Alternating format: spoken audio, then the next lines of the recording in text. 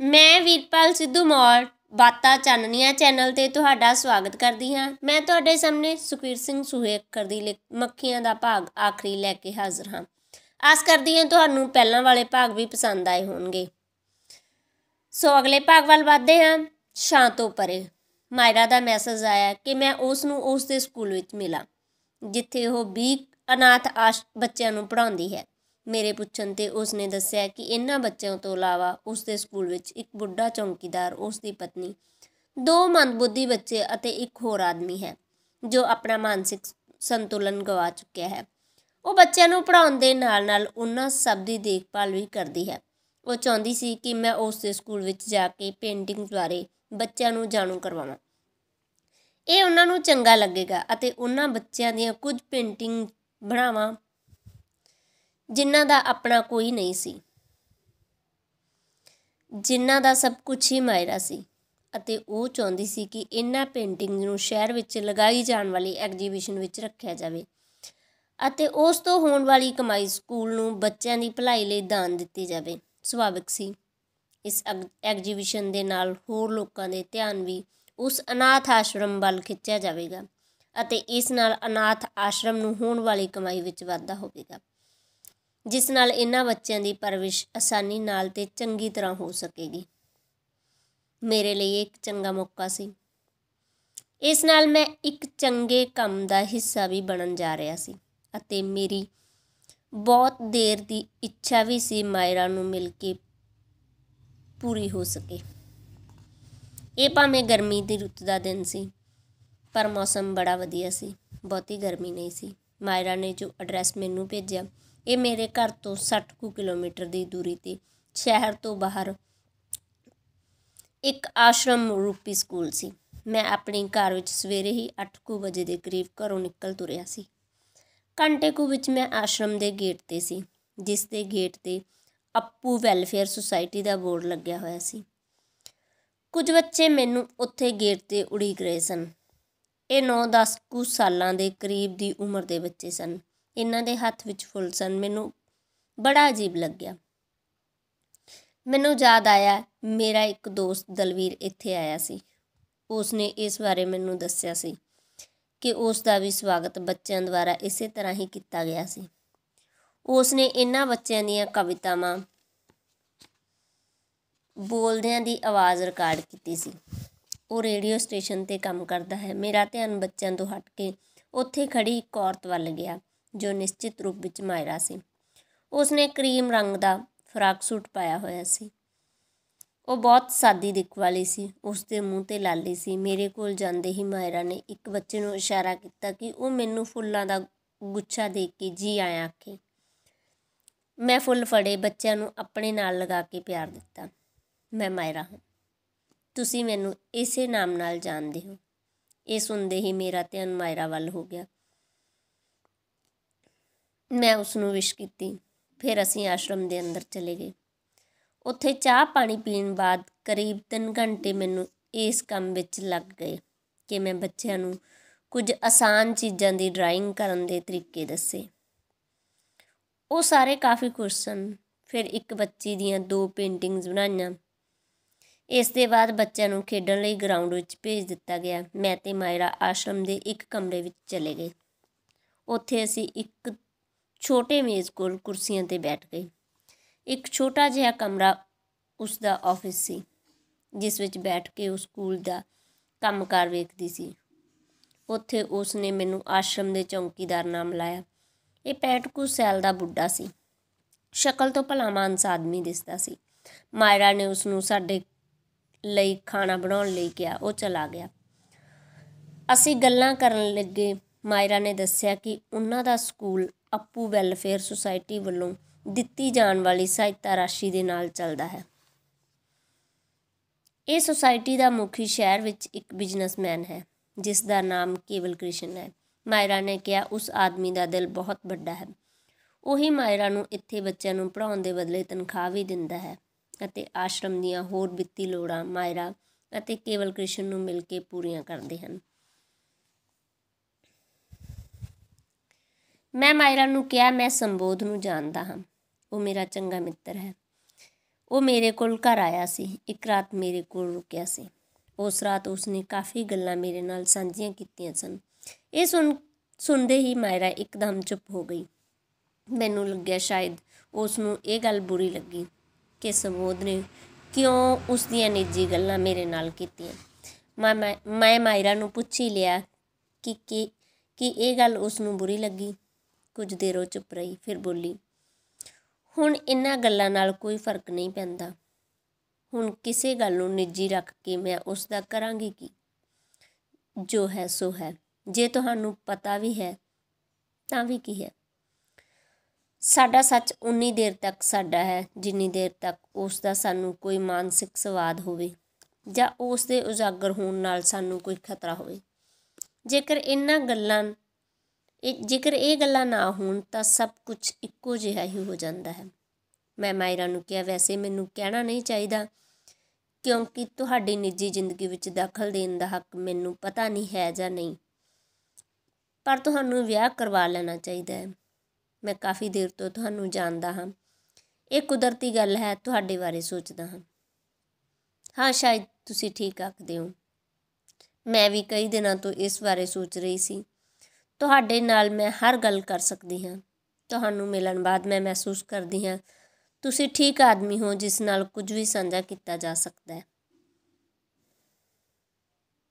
ਕੀ ਉਹ ਸੰਬੋਧ ਹੋਵੇਗਾ ਜਿਸ ਨਾਲ ਤੁਸੀਂ ਵਿਆਹ ਕਰੋਗੇ? ਇਸ ਬਾਰੇ ਮੈਂ ਕੁਝ ਨਹੀਂ ਕਹਿ ਸਕਦੀ। ਮੈਨੂੰ ਪਤਾ ਹੈ ਉਹ ਮੈਨੂੰ ਬਹੁਤ ਪਿਆਰ ਕਰਦਾ ਹੈ। ਮੇਰੇ ਦਿਲ ਵਿੱਚ ਉਸ ਲਈ ਬੜਾ ਸਤਿਕਾਰ ਤੇ ਅਪਣਤ ਹੈ। ਮੈਂ ਉਸ ਨੂੰ ਇੱਕ ਚੰਗੇ ਮਨੁੱਖ ਦੇ ਰੂਪ ਵਿੱਚ ਜਾਣਦੀ ਹਾਂ, ਪਰ ਸੱਚੀ ਗੱਲ ਇਹ ਹੈ ਮੈਂ ਉਸ ਨੂੰ ਪਿਆਰ ਨਹੀਂ ਕਰਦੀ। ਸ਼ਾਇਦ ਹੋ ਸਕਦਾ ਹੈ ਉਹ ਵਿਆਹ ਲਈ ਰਾਜੀ ਨਾ ਹੋਵੇ। ਤੁਹਾਨੂੰ ਪਤਾ ਹੈ ਮੇਰੇ ਨਾਲ ਰੇਪ ਹੋਇਆ। ਹੋ ਸਕਦਾ ਸੁਬੋਧ ਦੇ ਮਨ ਵਿੱਚ ਇਸ ਗੱਲ ਨੂੰ ਲੈ ਕੇ ਕੋਈ ਸ਼ੰਕਾ ਹੋਵੇ। ਸ਼ਾਇਦ ਉਹ ਮੈਨੂੰ ਵਿਆਹ ਵਰਗੇ ਰਿਸ਼ਤੇ ਲਈ ਸਵੀਕਾਰ ਨਾ ਕਰੇ ਕਿਉਂਕਿ ਉਸ ਨੇ ਕਦੇ ਵੀ ਮੈਨੂੰ ਅਜਿਹੀ ਗੱਲ ਨਹੀਂ ਕਹੀ, ਪਰ ਮੈਨੂੰ ਨਹੀਂ ਲੱਗਦਾ ਉਹ ਨਾ ਕਰੇਗਾ। ਮੈਂ ਉਸ ਨੂੰ ਮਿਲਿਆ ਹਾਂ। ਉਹ ਕੋਈ ਵੀ ਗੱਲ ਕਰਨ ਲੱਗਿਆਂ ਬਹੁਤ ਝਿਜਕਦਾ ਹੈ। ਉਹ ਬਹੁਤ ਸੈਂਸਿਟਿਵ ਆਦਮੀ ਹੈ। ਤੁਹਾਡੇ ਲਈ ਉਸ ਤੋਂ ਬਿਹਤਰ ਕੋਈ ਵੀ ਜੀਵਨ ਸਾਥੀ ਨਹੀਂ ਹੋ ਸਕਦਾ। ਜੇ ਤੁਸੀਂ ਕਹੋ ਤਾਂ ਮੈਂ ਉਸ ਨਾਲ ਗੱਲ ਕਰ ਸਕਦਾ ਹਾਂ। ਕੁਝ ਦੇਰ ਚੁੱਪ ਰਹਿਣ ਬਾਅਦ ਮਾਇਰਾ ਨੇ ਸਿਰ ਹਿਲਾ ਕੇ ਹਾਮੀ ਭਰੀ। ਹਾਂ, ਤੁਸੀਂ ਵੇਖ ਲੈਣਾ ਜਿਵੇਂ ਤੁਹਾਨੂੰ ਠੀਕ ਲੱਗੇ। ਵੈਸੇ ਵੀ ਮੇਰਾ ਕੋਈ ਫੈਮਿਲੀ ਮੈਂਬਰ ਜਿਉਂਦਾ ਨਹੀਂ। ਮੈਨੂੰ ਸਾਰੇ ਫੈਸਲੇ ਆਪ ਹੀ ਕਰਨੇ ਪੈਂਦੇ ਨੇ। ਇਹ ਗੱਲ ਤੁਹਾਡੀ ਠੀਕ ਹੈ, ਪਰ ਬਹੁਤ ਦੇਰ ਤੋਂ ਮੇਰੇ ਮਨ ਵਿੱਚ ਇੱਛਾ ਸੀ ਕਿ ਮੈਂ ਤੁਹਾਨੂੰ ਮਿਲਾਂ। ਜੇਕਰ ਤੁਹਾਨੂੰ ਕੋਈ ਇਤਰਾਜ਼ ਨਾ ਹੋਵੇ ਤਾਂ ਤੁਸੀਂ ਮੈਨੂੰ ਦੱਸੋ ਜੋ ਵੀ ਤੁਹਾਡੇ ਨਾਲ ਹੋਇਆ। ਮੈਂ ਮਾਇਰਾ ਦੇ ਜਵਾਬ ਦੀ ਉਡੀਕ ਕਰਨ ਲੱਗਾ। ਮਾਇਰਾ ਬਹੁਤ ਖੂਬਸੂਰਤ ਹੈ। ਉਸ ਦੇ ਕੋਲ ਹੁੰਦਿਆਂ ਮੈਨੂੰ ਬਹੁਤ ਚੰਗਾ ਲੱਗ ਰਿਹਾ ਸੀ, ਜਿਵੇਂ ਕਿਸੇ ਵੀ ਇੱਕ ਤੰਦਰੁਸਤ, ਦਿਆਲੂ ਤੇ ਸਿਆਣੇ ਪੁਰਸ਼ ਨੂੰ ਕਿਸੇ ਖੂਬਸੂਰਤ ਔਰਤ ਦੀ ਸੰਗਤ ਵਿੱਚ ਲੱਗ ਸਕਦਾ ਹੈ। ਕਿਸੇ ਖੂਬਸੂਰਤ ਔਰਤ ਦੇ ਕੋਲ ਹੋਣਾ, ਇਸ ਚੀਜ਼ ਦਾ ਆਪਣਾ ਹੀ ਇੱਕ ਵੱਖਰੀ ਤਰ੍ਹਾਂ ਦਾ ਆਨੰਦ ਹੈ। ਤੁਹਾਨੂੰ ਬਹੁਤ ਚੰਗਾ ਮਹਿਸੂਸ ਹੁੰਦਾ ਹੈ ਜੋ ਬਿਆਨ ਨਹੀਂ ਕੀਤਾ ਜਾ ਸਕਦਾ। ਅਕਸਰ ਹੀ ਅਜਿਹੇ ਆਨੰਦ ਤੋਂ ਔਰਤਾਂ ਅਤੇ ਆਮ ਆਦਮੀ ਆਪਣਾ ਬਹੁਤ ਕੁਝ ਕੁਰਬਾਨ ਕਰ ਦਿੰਦੇ ਹਨ। ਮਾਇਰਾ ਆਪਣੇ ਹੱਥਾਂ ਵੱਲ ਵੇਖ ਰਹੀ ਸੀ। ਉਸ ਨੇ ਬੋਲਣਾ ਸ਼ੁਰੂ ਕੀਤਾ, ਤੁਹਾਨੂੰ ਪਤਾ ਹੈ ਅਸੀਂ ਜਿਸ ਮੁਲਕ ਵਿੱਚ ਰਹਿੰਦੇ ਹਾਂ ਇੱਥੇ ਬਹੁਤ ਕੁਝ ਅਜੀਬ ਤਰ੍ਹਾਂ ਦਾ ਹੈ। ਇੱਕ ਕੁੜੀ ਨਾਲ ਰੇਪ ਹੁੰਦਾ ਹੈ ਤਾਂ ਉਸ ਨੂੰ ਪੁਲਿਸ ਸਟੇਸ਼ਨ ਵਿੱਚ ਆਪ ਰਿਪੋਰਟ ਦਰਜ ਕਰਾਉਣ ਜਾਣਾ ਪੈਂਦਾ ਹੈ, ਪਰ ਜੇਕਰ ਕੋਈ ਵੇਸ਼ਵਾ ਕਿਸੇ ਆਦਮੀ ਨਾਲ ਕਿਸੇ ਹੋਟਲ ਵਿੱਚ ਹੋਵੇ ਤਾਂ ਉੱਥੇ ਪੁਲਿਸ ਆਪ ਫੜਨ ਆ ਜਾਂਦੀ ਹੈ। ਹਾਲਾਂਕਿ ਵੇਸ਼ਵਾ ਆਪਣੀ ਮਰਜ਼ੀ ਨਾਲ, ਸਹਿਮਤੀ ਨਾਲ ਇਹ ਕੰਮ ਕਰਦੀ ਹੈ। ਉਸ ਨੂੰ ਪੁਲਿਸ ਦੀ ਸਹਾਇਤਾ ਦੀ ਕੋਈ ਲੋੜ ਨਹੀਂ ਹੁੰਦੀ ਅਤੇ ਕੁੜੀ ਜਿਸ ਨਾਲ ਰੇਪ ਹੁੰਦਾ ਹੈ ਉਸ ਨਾਲ ਉਸ ਦੀ ਮਰਜ਼ੀ ਦੇ ਖਿਲਾਫ ਜੁਰਮ ਹੁੰਦਾ ਹੈ। ਫਿਰ ਪੁਲਿਸ ਇਹ ਕਿਉਂ ਨਹੀਂ ਕਰਦੀ ਕਿ ਜਦੋਂ ਵੀ ਉਸ ਨੂੰ ਰੇਪ ਬਾਰੇ ਪਤਾ ਲੱਗਦਾ ਤਾਂ ਆਪ ਪੁਲਿਸ ਕੁੜੀ ਕੋਲ ਜਾ ਕੇ ਆਪਣਾ ਕੰਮ ਕਰੇ। ਮਾਇਰਾ ਦੇ ਇਹ ਗੱਲ ਕਰਦਿਆਂ ਹੀ ਬੁੱਢਾ ਚੌਂਕੀਦਾਰ ਆਇਆ। ਉਸ ਨੇ ਕਿਹਾ, ਬੀਬੀ ਜੀ ਅੱਧੇ ਕੁ ਘੰਟੇ ਤੱਕ ਖਾਣ ਆ ਜਾਣਾ। ਮੈਂ ਰਸੋਈ ਵਿੱਚ ਖਾਣਾ ਲਗਾ ਦਿਆਂਗਾ। ਮਾਇਰਾ ਨੇ ਉਸ ਨੂੰ ਹੱਥ ਨਾਲ ਜਵਾਬ ਦਿੱਤਾ ਕਿ ਠੀਕ ਹੈ। ਉਸ ਨੇ ਫਿਰ ਬੋਲਣਾ ਸ਼ੁਰੂ ਕੀਤਾ, ਮੈਂ ਬਹੁਤ ਛੋਟੀ ਸੀ ਉਸ ਸਮੇਂ, 5 ਕੁ ਸਾਲ ਦੀ। ਮੈਨੂੰ ਨਹੀਂ ਪਤਾ ਜੋ ਉਸ ਸਮੇਂ ਹੋ ਰਿਹਾ ਸੀ ਉਸ ਨੂੰ ਦੰਗਾ ਕਹਿੰਦੇ ਹਨ। ਬਹੁਤ ਚੀਕਾਂ ਰੌਲੀ ਮੱਚੀ ਹੋਈ ਸੀ। ਸਵੇਰ ਦਾ ਸਮਾਂ ਸੀ। ਸਾਡੇ ਘਰ ਦਿੱਲੀ ਵਿੱਚ ਅਸੀਂ ਸਾਰਾ ਪਰਿਵਾਰ, ਮੈਂ, ਮੇਰੀ ਮਾਂ, ਮੇਰਾ ਬਾਪ, ਮੇਰੇ ਤੋਂ 2 ਕੁ ਸਾਲ ਵੱਡਾ ਭਰਾ, ਮੇਰੇ ਪਿਤਾ ਦਾ ਇੱਕ ਦੋਸਤ ਸੁਰਜੀਤ, ਜੋ ਸਾਨੂੰ ਪੰਜਾਬ ਤੋਂ ਮਿਲਣ ਲਈ ਆਇਆ ਹੋਇਆ ਸੀ। ਅਸੀਂ ਸਾਰੇ ਡਰੇ ਹੋਏ ਸਾਂ। ਘਰ ਦਾ ਦਰਵਾਜ਼ਾ ਬੰਦ ਕਰ ਦਿੱਤਾ ਗਿਆ ਸੀ। ਕੁਝ ਦੇਰ ਬਾਅਦ 15-20 ਬੰਦਿਆਂ ਦਾ ਇਕੱਠ ਸਾਡੇ ਘਰ ਦੇ ਦਰਵਾਜ਼ਾ ਤੋੜ ਕੇ ਅੰਦਰ ਆ ਗਿਆ। ਉਹਨਾਂ ਸਭ ਕੋਲ ਹਥਿਆਰ ਸਨ। ਉਹਨਾਂ ਬਿਨਾਂ ਕੁਝ ਸਾਨੂੰ ਪੁੱਛੇ, ਸਾਡੇ ਨਾਲ ਗੱਲ ਕੀਤੇ ਬਿਨਾਂ ਸਾਡੇ 'ਤੇ ਹਮਲਾ ਕਰ ਦਿੱਤਾ। ਜਦੋਂ ਮੇਰੇ ਪਰਿਵਾਰ ਦੇ ਮੈਂਬਰਾਂ ਨੂੰ ਮਾਰਿਆ ਜਾ ਰਿਹਾ ਸੀ ਤਾਂ ਮੈਂ ਬਾਥਰੂਮ ਵਿੱਚ ਲੁਕ ਗਈ। ਮੈਨੂੰ ਹੁਣ ਇਸ ਗੱਲ ਦੀ ਸਮਝ ਆਉਂਦੀ ਹੈ ਕਿ ਉਹ ਮੈਨੂੰ ਕਿਉਂ ਨਹੀਂ ਲੱਭ ਸਕੇ, ਕਿਉਂਕਿ ਉਦੋਂ ਬਾਥਰੂਮ ਦਾ ਦਰਵਾਜ਼ਾ ਖੁੱਲ੍ਹਾ ਸੀ। ਉਹਨਾਂ ਨੇ ਸੋਚਿਆ ਇੱਥੇ ਕੋਈ ਨਹੀਂ ਹੋਵੇਗਾ। ਮੇਰੇ ਸਾਰੇ ਪਰਿਵਾਰ ਨੂੰ ਉੱਥੇ ਮਾਰ ਦਿੱਤਾ ਗਿਆ। ਉਸ ਭੀੜ ਨੇ ਜਾਂਦੇ ਹੋਏ ਮੇਰੇ ਬਾਪ ਦੀ ਲਾਸ਼ 'ਤੇ ਤੇਲ ਪਾ ਕੇ ਅੱਗ ਲਗਾ ਦਿੱਤੀ। ਦੰਗਾਕਾਰੀਆਂ ਦੇ ਜਾਣ ਤੋਂ ਕਾਫੀ ਸਮਾਂ ਬਾਅਦ ਮੈਂ ਬਾਥਰੂਮ ਵਿੱਚ ਬਾਹਰ ਵੇਖਿਆ। ਘਰ ਦੇ ਵਿਹੜੇ ਵਿੱਚ ਸਭ ਦੀਆਂ ਲਾਸ਼ਾਂ ਸਨ। ਉਹਨਾਂ ਵਿੱਚ ਸਿਰਫ ਮੇਰੇ ਪਿਤਾ ਦਾ ਦੋਸਤ ਸੁਰਜੀਤ ਸਿੰਘ ਜਿਉਂਦਾ ਸੀ। ਉਸ ਨੂੰ ਥੋੜ੍ਹਾ ਹੋਸ਼ ਸੀ। ਉਹ ਬੁਰੀ ਤਰ੍ਹਾਂ ਜ਼ਖਮੀ ਸੀ। 2 ਦਿਨ ਉਹ ਜ਼ਖਮੀ ਹਾਲਤ ਵਿੱਚ ਘਰ ਦੇ ਇੱਕ ਕਮਰੇ ਵਿੱਚ ਪਿਆ ਰਿਹਾ। ਉਹ ਮੁਸ਼ਕਲ ਨਾਲ ਤੁਰ ਸਕਦਾ ਸੀ। ਮੈਂ ਉਸ ਕੋਲ ਬੈਠੀ ਰੋਂਦੀ ਰਹੀ। ਮੇਰਾ ਉੱਥੇ ਕੋਈ ਨਹੀਂ ਸੀ ਰਿਹਾ। ਇਸ ਲਈ ਸੁਰਜੀਤ ਸਿੰਘ ਮੈਨੂੰ ਆਪਣੇ ਨਾਲ ਪੰਜਾਬ ਲੈ ਆਇਆ। ਪੰਜਾਬ ਦੇ ਬਾਰਡਰ 'ਤੇ ਇੱਕ ਪਿੰਡ ਹੈ ਹਿੰਦੂ ਮਲਕੋਟ, ਉੱਥੇ ਹੀ ਸੁਰਜੀਤ ਅੰਕਲ ਦਾ ਘਰ ਸੀ। ਹੁਣ ਸੁਰਜੀਤ ਸਿੰਘ ਦਾ ਪਰਿਵਾਰ ਹੀ ਮੇਰਾ ਪਰਿਵਾਰ ਸੀ। ਇਸ ਪਰਿਵਾਰ ਵਿੱਚ ਸੁਰਜੀਤ ਅੰਕਲ ਦੀ ਪਤਨੀ ਅਤੇ ਉਹਨਾਂ ਦਾ ਇੱਕ ਬੇਟਾ ਜੋ ਮੇਰੇ ਤੋਂ 6 ਸਾਲ ਵੱਡਾ ਸੀ, ਅਤੇ ਮੈਂ ਇਸੇ ਹੀ ਪਿੰਡ ਹਿੰਦੂ ਮਲਕੋਟ ਵਿੱਚ ਪਲੀ ਜਵਾਨ ਹੋਈ। ਇੱਥੇ ਹੀ ਛੋਟੇ ਸਕੂਲ ਵਿੱਚ ਪੜ੍ਹੀ। ਮੈਨੂੰ ਮੇਰਾ ਪਰਿਵਾਰ ਹੀ ਨਹੀਂ ਸੀ ਭੁੱਲਦਾ। ਉਹ ਲਾਸ਼ਾਂ, ਉਹ ਚੀਕਾਂ ਰੌਲੀ, ਇਸ ਦੀ ਲਗਾਤਾਰ ਯਾਦ ਆਉਂਦੀ ਨੇ ਮੈਨੂੰ ਮਾਨਸਿਕ ਰੋਗੀ ਬਣਾ ਦਿੱਤਾ ਸੀ। ਮੈਂ ਰਾਤ ਨੂੰ ਡਰ ਕੇ ਉੱਠਦੀ ਸੀ। ਮੇਰਾ ਬਾਪ ਮਤਲਬ ਕਿ ਸੁਰਜੀਤ ਅੰਕਲ ਨੇ 5 ਸਾਲ ਮੇਰਾ ਗੰਗਾ ਨਗਰ ਦੇ ਇੱਕ ਡਾਕਟਰ ਤੋਂ ਟ੍ਰੀਟਮੈਂਟ ਕਰਵਾਇਆ। ਮੇਰਾ ਇੱਥੇ ਬਹੁਤ ਖਿਆਲ ਰੱਖਿਆ ਜਾਂਦਾ ਸੀ। ਸੁਰਜੀਤ ਸਿੰਘ ਦਾ ਬੇਟਾ ਬਲਵੰਤ, ਜੋ ਹੁਣ ਮੇਰਾ ਭਰਾ ਸੀ, ਉਹ ਪੜ੍ਹਦਾ ਨਹੀਂ ਸੀ। ਉਹ ਬਹੁਤ ਘੱਟ ਮੇਰੇ ਨਾਲ ਬੋਲਦਾ ਸੀ। ਉਹ ਜ਼ਿਆਦਾ ਸਮਾਂ ਖੇਤ ਵਿੱਚ ਹੀ ਪਿਤਾ ਜੀ ਨਾਲ ਖੇਤੀ ਦਾ ਕੰਮ ਕਰਦਾ ਸੀ। ਮੇਰੀ ਕਿਸਮਤ ਵਿੱਚ ਸ਼ਾਇਦ ਪਰਿਵਾਰ ਵਿੱਚ ਰਹਿਣਾ ਨਹੀਂ ਸੀ ਲਿਖਿਆ। ਇੱਥੇ ਸਭ ਠੀਕ ਠਾਕ ਚੱਲ ਰਿਹਾ ਸੀ। ਹੁਣ ਸੁਰਜੀਤ ਸਿੰਘ ਹੀ ਮੇਰਾ ਪਿਤਾ ਸੀ, ਉਹਨਾਂ ਦਾ ਬੇਟਾ ਮੇਰਾ ਭਰਾ, ਸੁਰਜੀਤ ਸਿੰਘ ਦੀ ਪਤਨੀ ਮੇਰੀ ਮਾਂ। ਭਾਵੇਂ ਹੁਣ ਮੇਰੀ ਜ਼ਿੰਦਗੀ ਇੱਥੇ ਸਕੂਨ ਨਾਲ ਚੱਲ ਰਹੀ ਸੀ। ਜਦੋਂ ਮੈਂ 12ਵੀਂ ਜਮਾਤ ਵਿੱਚ ਪੜ੍ਹ ਰਹੀ ਸੀ ਤਾਂ ਇੱਕ ਜ਼ਮੀਨੀ ਝਗੜੇ ਵਿੱਚ ਮੇਰੇ ਬਾਪ ਨੂੰ ਮਾਰ ਦਿੱਤਾ ਗਿਆ। ਇਸ ਦੇ 1 ਸਾਲ ਬਾਅਦ ਮੇਰੀ ਮਾਂ ਬ੍ਰੈਸਟ ਕੈਂਸਰ ਨਾਲ ਮਰ ਗਈ। ਉਹ ਬਹੁਤ ਚੰਗੀ ਔਰਤ ਸੀ। ਉਸਨੇ ਮੈਨੂੰ ਬਹੁਤ ਪਿਆਰ ਦਿੱਤਾ। ਉਸ ਦੇ ਪਿਆਰ ਨੇ ਮੈਨੂੰ ਮੇਰਾ ਸਾਰਾ ਦੁੱਖ ਭੁਲਾ ਦਿੱਤਾ ਸੀ। ਮੈਂ ਫਿਰ ਤੋਂ ਇਕੱਲੀ ਹੋ ਗਈ। ਹੁਣ ਮੇਰੇ ਪਰਿਵਾਰ ਵਿੱਚ ਸਿਰਫ ਤੇ ਸਿਰਫ ਮੈਂ ਤੇ ਮੇਰਾ ਭਰਾ ਬਲਵੰਤ ਹੀ ਸਾਂ। ਮਾਇਰਾ ਦੀ ਗੱਲ ਜਾਰੀ ਸੀ। ਚੌਂਕੀਦਾਰ ਫਿਰ ਸਾਡੇ ਕੋਲ ਆਇਆ। ਬੀਬੀ ਜੀ, ਖਾਣਾ ਲੱਗ ਗਿਆ, ਇਹ ਕਹਿ ਕੇ ਉਹ ਚਲਾ ਗਿਆ। ਮਾਇਰਾ ਚੁੱਪ ਹੋ ਗਈ, ਬਸ ਕਮਰੇ ਦੇ ਇੱਕ ਕੋਨੇ ਵੱਲ ਵੇਖਦੀ ਰਹੀ। ਮੈਂ ਕੁਝ ਵੀ ਨਹੀਂ ਸੀ ਬੋਲ ਸਕਿਆ। ਕੁਝ ਦੇਰ ਬਾਅਦ ਮਾਇਰਾ ਨੇ ਮੈਨੂੰ ਚੱਲਣ ਲਈ ਕਿਹਾ। ਅਸੀਂ ਆਸ਼ਰਮ ਦੀ ਰਸੋਈ ਵਿੱਚ ਖਾਣਾ ਖਾਣ ਚਲੇ ਗਏ। ਇਹ ਰਸੋਈ ਕਾਫੀ ਵੱਡਾ ਕਮਰਾ ਸੀ, ਕਿਉਂਕਿ ਇੱਥੇ ਬੱਚੇ ਵੀ ਖਾਣਾ ਖਾਂਦੇ ਸਨ। ਅਸੀਂ ਖਾਣਾ ਖਾਧਾ। ਖਾਣਾ ਖਾਂਦੇ ਸਮੇਂ ਕੋਈ ਵੀ ਨਹੀਂ ਬੋਲ ਰਿਹਾ ਸੀ। ਚੌਂਕੀਦਾਰ ਸਾਨੂੰ ਲੋੜੀ ਦੀਆਂ ਚੀਜ਼ਾਂ, ਪਾਣੀ ਆਦਿ ਦੇ ਰਿਹਾ ਸੀ। ਮਾਇਰਾ ਨੇ ਚੁੱਪਚਾਪ ਖਾਣਾ ਖਾਧਾ। ਮੈਂ ਸੋਚ ਰਿਹਾ ਸੀ ਕਿ ਉਹ ਸ਼ਾਇਦ ਕੋਈ ਗੱਲ ਕਰੇ। ਲੱਗਦਾ ਸੀ ਉਹ ਚੌਂਕੀਦਾਰ ਦੀ ਪਤਨੀ ਸਾਹਮਣੇ ਸ਼ਾਇਦ ਕੋਈ ਗੱਲ ਨਹੀਂ ਕਰਨਾ ਚਾਹੁੰਦੀ ਸੀ। ਖਾਣਾ ਖਾਣ ਬਾਅਦ ਅਸੀਂ ਸਕੂਲ ਦੇ ਗਰਾਊਂਡ ਵੱਲ ਚਲੇ ਗਏ। ਬੱਚਿਆਂ ਨੂੰ ਆਰਾਮ ਕਰਨ ਲਈ ਸਕੂਲ ਦੇ ਹੀ ਸਾਈਡ 'ਤੇ ਬਣੇ ਇੱਕ ਲੰਬੇ ਅਤੇ ਵੱਡੇ ਕਮਰੇ ਵਿੱਚ ਭੇਜ ਦਿੱਤਾ ਗਿਆ ਸੀ। ਇਸ ਗੱਲ ਦਾ ਪਤਾ ਚੌਂਕੀਦਾਰ ਤੋਂ ਲੱਗਿਆ ਜਦੋਂ ਉਸ ਨੂੰ ਮਾਇਰਾ ਨੇ ਬੁਲਾਇਆ ਅਤੇ ਸਕੂਲ ਦੇ ਗਰਾਊਂਡ ਵਿੱਚ ਇੱਕ ਦਰੱਖਤ ਥੱਲੇ 2 ਕੁਰਸੀਆਂ ਲਿਆਉਣ ਲਈ ਕਿਹਾ। ਦੁਪਹਿਰ ਢਲ ਰਹੀ ਸੀ। ਦਰੱਖਤ ਦੀ ਛਾਂ ਗੂੜ੍ਹੀ ਸੀ। ਅਸੀਂ ਦੋਵੇਂ ਇੱਥੇ ਇਕੱਠੇ ਬੈਠ ਗਏ। ਚੌਂਕੀਦਾਰ ਸਾਡੇ ਲਈ ਚਾਹ ਬਣਾਉਣ ਲਈ ਚਲਾ ਗਿਆ। ਅਸੀਂ ਇੱਥੇ ਸਾਂ ਸਕੂਲ ਦੇ ਗਰਾਊਂਡ ਵਿੱਚ ਦਰੱਖਤ ਦੇ ਥੱਲੇ, ਸੰਘਣੀ ਛਾਵੇਂ, ਦੋਵੇਂ ਚੁੱਪ। ਮਾਇਰਾ ਕੁਝ ਸੋਚ ਰਹੀ ਸੀ। ਮੈਂ ਉਸ ਨੂੰ ਕੁਝ ਪੁੱਛਣਾ ਠੀਕ ਨਹੀਂ ਸਮਝਿਆ, ਕਿਉਂਕਿ ਕਿਸੇ ਦਾ ਸੱਚ ਸਿਰਫ ਉਦੋਂ ਹੀ ਜਾਣਿਆ ਜਾ ਸਕਦਾ ਹੈ ਜਦੋਂ ਆਪ ਬੋਲਣਾ ਚਾਹੁੰਦਾ ਹੋਵੇ।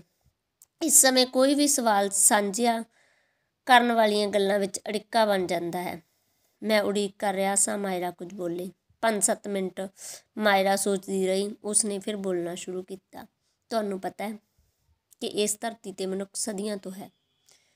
ਬਹੁਤੇ ਮਨੁੱਖਾਂ ਨੂੰ ਚੰਗੇ ਮਾੜੇ ਦੀ ਸਮਝ ਵੀ ਹੈ, ਫਿਰ ਵੀ ਸਦੀਆਂ ਤੋਂ ਜੁਰਮ ਹੁੰਦਾ ਹੈ। ਮਨੁੱਖ ਸ਼ਾਇਦ ਅਜਿਹਾ ਪ੍ਰਾਣੀ ਹੈ ਜਿਸ ਨੇ ਹਰ ਰਿਸ਼ਤੇ ਨੂੰ ਅਲੱਗ-ਅਲੱਗ ਨਾਮ ਤੇ ਪਰਿਭਾਸ਼ਾ ਦਿੱਤੀ ਹੋਈ ਹੈ, ਪਰ ਹਰ ਥਾਂ 'ਤੇ ਰਿਸ਼ਤਿਆਂ ਦੇ ਅਰਥ ਬਦਲ ਜਾਂਦੇ ਨੇ। ਮੈਨੂੰ ਵੇਖੋ, ਮੇਰੇ ਨਾਲ ਉਸ ਆਦਮੀ ਨੇ ਬਲਾਤਕਾਰ ਕੀਤਾ ਜੋ ਮੇਰਾ ਭਰਾ ਹੈ ਜਾਂ ਭਰਾ ਵਰਗਾ ਹੈ। ਆਦਮੀ ਨੂੰ ਸਥਿਤੀਆਂ ਬਦਲ ਦਿੰਦੀਆਂ ਹਨ। ਬਹੁਤ ਘੱਟ ਆਦਮੀ ਮਜ਼ਬੂਤ ਹੁੰਦੇ ਹਨ। ਆਮ ਆਦਮੀ ਲੋੜਾਂ ਅਨੁਸਾਰ, ਸਮੇਂ ਅਨੁਸਾਰ ਬਦਲਦੇ ਰਹਿੰਦੇ ਹਨ।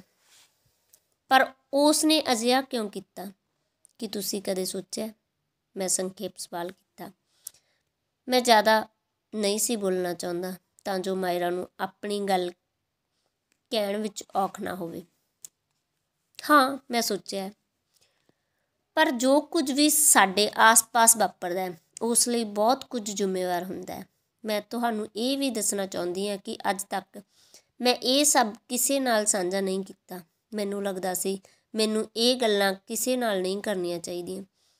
1-2 ਵਾਰ ਸ਼ੁਰੂ ਵਿੱਚ ਜਦੋਂ ਮੇਰੇ ਨਾਲ ਰੇਪ ਹੋਇਆ, ਕੁਝ ਅਖਬਾਰ ਪੱਤਰਕਾਰ ਵੀ ਮੇਰੇ ਕੋਲ ਆਏ, ਪਰ ਮੈਂ ਉਹਨਾਂ ਨੂੰ ਬਿਨਾਂ ਕੁਝ ਦੱਸੇ ਵਾਪਸ ਭੇਜ ਦਿੱਤਾ। ਪਰ ਹੁਣ ਮੈਂ ਮਹਿਸੂਸ ਕਰਦੀ ਹਾਂ, ਤੁਹਾਨੂੰ ਇਹ ਦੱਸਦੇ ਮੈਂ ਤਨ ਮਨ ਤੋਂ ਕੋਈ ਭਾਰ ਉਤਾਰ ਰਹੀ ਹਾਂ। ਮੈਂ ਹੌਲੀ ਹੋ ਰਹੀ ਹਾਂ। ਸ਼ਾਇਦ ਅੱਜ ਮੇਰੀ ਆਤਮਿਕ ਮੁਕਤੀ ਦਾ ਦਿਨ ਹੈ। ਜਦੋਂ ਤੁਸੀਂ ਸਵੇਰੇ ਮੇਰੇ ਕੋਲ ਆਏ ਸੀ, ਮੈਂ ਸੋਚਿਆ ਸੀ ਤੁਹਾਡੇ ਨਾਲ ਬਹੁਤੀ ਗੱਲ ਨਾ ਕਰਾਂ। ਬਹੁਤੀ ਵਾਰ ਇਹ ਸਭ ਮੈਂ ਭੁੱਲਦੀ ਰਹੀ, ਪਰ ਕੁਝ ਸਮੇਂ ਬਾਅਦ ਫਿਰ ਇਹ ਸਭ ਕੁਝ ਕੌੜੀਆਂ ਯਾਦਾਂ ਦੇ ਰੂਪ ਵਿੱਚ ਮੇਰੇ ਅੰਦਰ ਭਰਨ ਲੱਗਦਾ ਹੈ। ਇਹ ਵਾਰ-ਵਾਰ ਹੁੰਦਾ ਰਿਹਾ, ਭੁੱਲਣਾ ਤੇ ਯਾਦ ਆਉਣਾ। ਹੁਣ ਵੀ ਮੈਨੂੰ ਫਿਰ ਇਹ ਸਭ ਨੇ ਅੰਦਰੋਂ ਫੜਿਆ ਹੋਇਆ ਹੈ। ਪਰ ਇੰਨੀ ਕੁ ਗੱਲ ਕਰਨ ਬਾਅਦ ਮੈਂ ਮਹਿਸੂਸ ਕਰਦੀ ਹਾਂ, ਕੁਦਰਤ ਸ਼ਾਇਦ ਇਹ ਚਾਹੁੰਦੀ ਹੈ ਕਿ ਹੁਣ ਮੈਂ ਇਸ ਆਤਮਿਕ ਦੁੱਖ ਤੋਂ ਮੁਕਤ ਹੋ ਜਾਵਾਂ। ਹੁਣ ਤੁਹਾਨੂੰ ਇਹ ਸਭ ਕੁਝ ਮੈਂ ਦੱਸਦੀ ਹਾਂ। ਮਾਇਰਾ ਫਿਰ ਚੁੱਪ ਹੋ ਗਈ।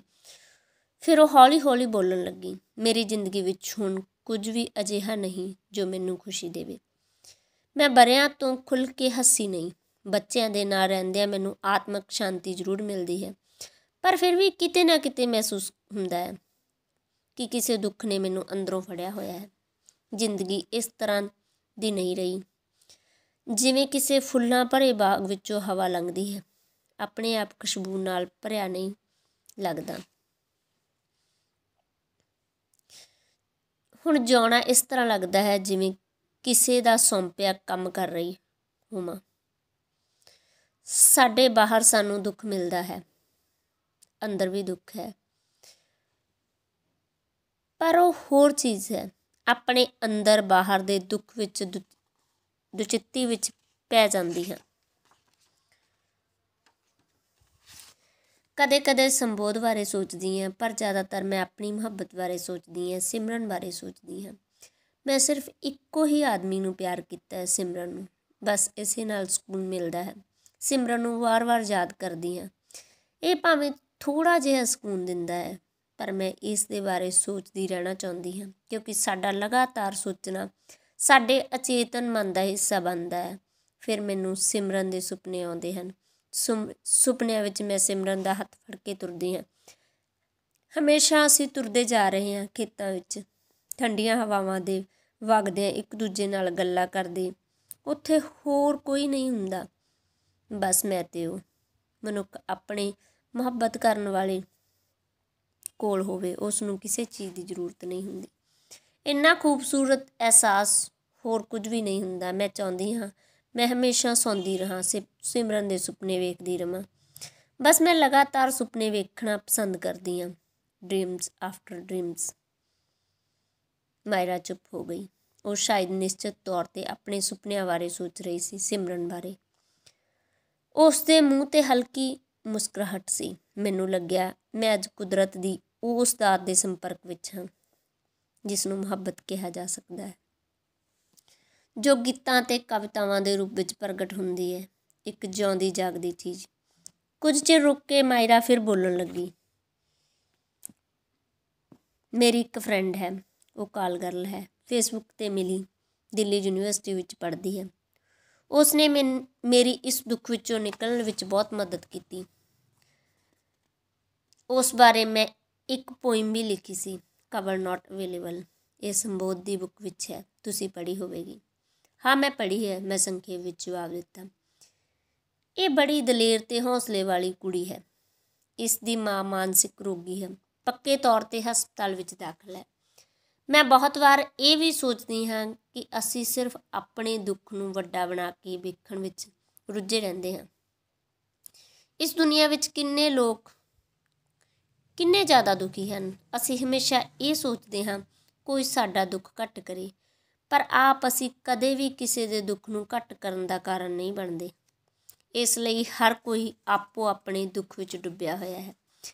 ਇਸੇ ਕਾਰਨ ਹੀ ਮੈਂ ਕੋਸ਼ਿਸ਼ ਕਰਦੀ ਹਾਂ ਕਿ ਮੈਂ ਕਿਸੇ ਦੇ ਕੰਮ ਆ ਸਕਾਂ। ਇਸ ਕੁੜੀ ਦਾ ਨਾਂ ਪੂਨਮ ਹੈ। ਸਾਲ ਕੁ ਪਹਿਲਾਂ ਹੀ ਮੈਨੂੰ ਇਹ ਮਿਲੀ ਸੀ। ਇਹ ਮੇਰੇ ਸਟੇਟਸ ਪੜ੍ਹਦੀ ਸੀ, ਮੈਨੂੰ ਫੋਲੋ ਕਰਦੀ ਹੈ ਫੇਸਬੁੱਕ 'ਤੇ।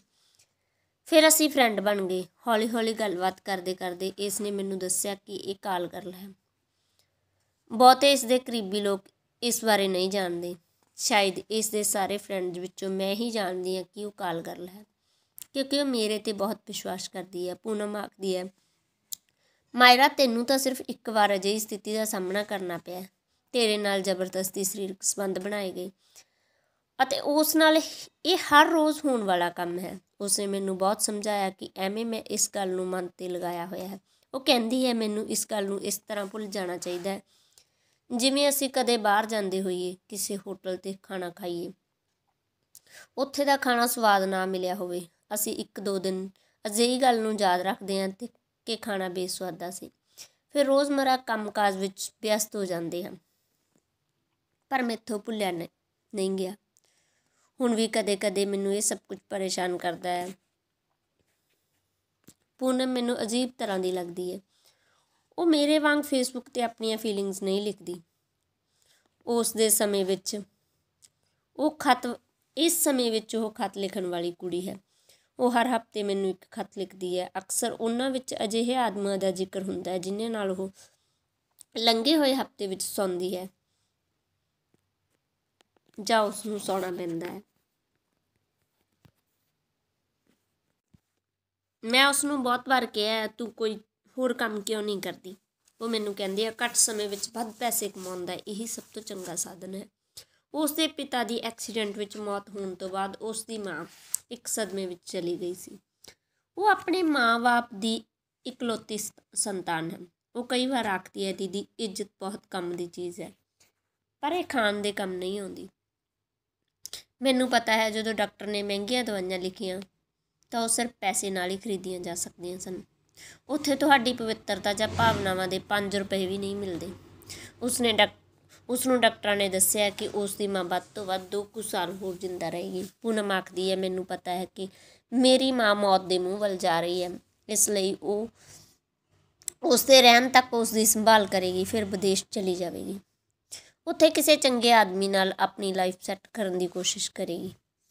ਮਾਇਰਾ ਫਿਰ ਕੁਝ ਦੇਰ ਚੁੱਪ ਹੋ ਗਈ। ਅਚਾਨਕ ਉਸ ਦੀਆਂ ਅੱਖਾਂ ਪਾਣੀ ਨਾਲ ਭਰ ਗਈਆਂ ਸਨ ਅਤੇ ਉਹ ਫਿਰ ਬੋਲਣ ਲੱਗੀ, ਮੈਂ ਕਦੇ ਵੀ ਨਹੀਂ ਸੋਚਿਆ ਸੀ ਕਿ ਮੇਰਾ ਭਰਾ ਮੇਰੇ ਨਾਲ ਬਲਾਤਕਾਰ ਕਰੇਗਾ, ਜਾਂ ਉਹ ਆਦਮੀ ਜੋ ਕਿ ਉਸ ਤਰ੍ਹਾਂ ਦਾ ਸੀ ਜਿਵੇਂ ਉਹ ਮੇਰਾ ਭਰਾ ਹੋਵੇ। ਭਾਵੇਂ ਬਲਵੰਤ ਮੇਰਾ ਸਕਾ ਭਰਾ ਨਹੀਂ ਸੀ, ਪਰ ਜਿਸ ਪਰਿਵਾਰ ਨੇ ਮੈਨੂੰ ਅਪਣਾਇਆ, ਆਪਣੇ ਕੋਲ ਰੱਖਿਆ, ਉਸ ਤਰ੍ਹਾਂ ਰੱਖਿਆ ਜਿਵੇਂ ਆਪਣੇ ਬੱਚੇ ਨੂੰ ਰੱਖਿਆ ਜਾਂਦਾ ਹੈ। ਸੁਰਜੀਤ ਅੰਕਲ, ਜੋ ਬਾਅਦ ਵਿੱਚ ਮੇਰੇ ਲਈ ਪਿਤਾ ਬਣ ਗਏ, ਭਾਵੇਂ ਮੇਰੇ ਅਸਲੀ ਪਿਤਾ ਨਹੀਂ ਸਨ, ਬਲਵੰਤ ਦੇ ਅਸਲੀ ਪਿਤਾ ਸਨ, ਪਰ ਉਹਨਾਂ ਨੇ ਮੇਰੇ ਅਤੇ ਬਲਵੰਤ ਵਿੱਚ ਕਦੇ ਫਰਕ ਨਹੀਂ ਕੀਤਾ ਸੀ। ਬਲਵੰਤ ਵੀ ਛੋਟੇ ਹੁੰਦਿਆਂ ਮੇਰੇ ਨਾਲ ਇਸ ਤਰ੍ਹਾਂ ਹੀ ਰਿਹਾ ਜਿਵੇਂ ਅਸੀਂ 2 ਸਕੇ ਭੈਣ ਭਰਾ ਹੋਈਏ। ਪਰ ਬਹੁਤ ਕੁਝ ਹੁੰਦਾ ਹੈ ਜੋ ਆਦਮੀ ਦੀ ਸੋਚ ਬਦਲ ਦਿੰਦਾ ਹੈ। ਬਲਵੰਤ ਦਾ ਇੱਕ ਦੋਸਤ ਸੀ, ਉਸ ਦਾ ਨਾਮ ਸੀ ਅਮਰਜੀਤ। ਉਹ ਰੋਜ਼ ਸ਼ਰਾਬ ਪੀਣ ਵਾਲਾ ਆਦਮੀ ਸੀ। ਉਸ ਨੇ ਬਲਵੰਤ ਨੂੰ ਵੀ ਸ਼ਰਾਬੀ ਬਣਾ ਦਿੱਤਾ। ਉਹ ਇਕੱਠੇ ਸ਼ਰਾਬ ਕੱਢਦੇ, ਰੋਜ਼ ਸਾਡੇ ਘਰ ਸ਼ਾਮ ਨੂੰ ਰਾਤ ਤੱਕ ਸ਼ਰਾਬ ਪੀਂਦੇ। ਅਮਰਜੀਤ ਦੇ ਇਰਾਦੇ ਮੇਰੇ ਲਈ ਠੀਕ ਨਹੀਂ ਸਨ। ਬਲਵੰਤ ਦੇ ਸ਼ਰਾਬੀ ਹੋਣ 'ਤੇ ਉਹ ਕਈ ਵਾਰ ਮੇਰੇ ਨਾਲ ਜ਼ਬਰਦਸਤੀ ਕਰਨ ਦੀ ਕੋਸ਼ਿਸ਼ ਕਰਦਾ। ਮੇਰੇ ਲਗਾਤਾਰ ਵਿਰੋਧ ਕਾਰਨ ਅਮਰਜੀਤ ਮੇਰੇ ਲਈ ਨਫ਼ਰਤ ਨਾਲ ਭਰਨ ਲੱਗਿਆ। ਫਿਰ ਉਸਨੇ ਬਲਵੰਤ ਨੂੰ ਮੇਰੇ ਖਿਲਾਫ ਭੜਕਾਉਣਾ ਸ਼ੁਰੂ ਕਰ ਦਿੱਤਾ।